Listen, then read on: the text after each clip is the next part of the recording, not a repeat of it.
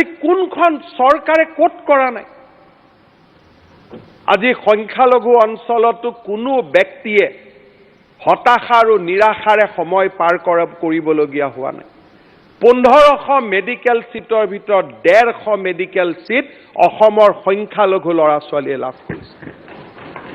আমি যদি medical college যদি নবনালোহেঁতেন এই 150 ল'ৰা ছোৱালীয়ে পালেহেঁতেন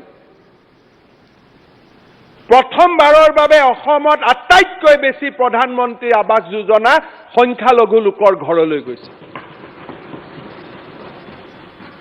ৰেশন কাৰ্ড নোপোৱা সংখ্যালঘু ব্যক্তিয়ে প্ৰথমবাৰ ৰেশন কাৰ্ড চুব পাইছে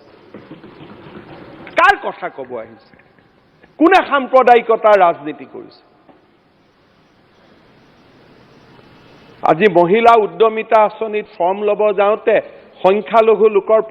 মহিলাৰ প্ৰচেছন আমি দেখা নাই নেকি মাইক্ৰ ফাইনেন্সত লোন ৰেহাই কৰিব যাওঁতে আমি সংখ্যাগুৰুক দিছো সংখ্যালঘিষ্ঠক দিয়া নাই এনেকুৱা অভাৱ অভিযোগ কৰবাত আছে নেকি কাক লৈ আমি অভিযোগ কৰো কাৰ বাবে আমি কথা কওঁ মই যদি কওঁ 7টা ল'ৰা ছোৱালী জন্ম দিয়াটো বেয়া 2টা ল'ৰা ছোৱালী জন্ম দিয়ক সেই সংখ্যালঘু বিৰোধী নহয় তাতকৈ সংখ্যালঘুৰ ভালৰ কাৰণে কোৱা কথা একোৱেই হ'ব নোৱাৰে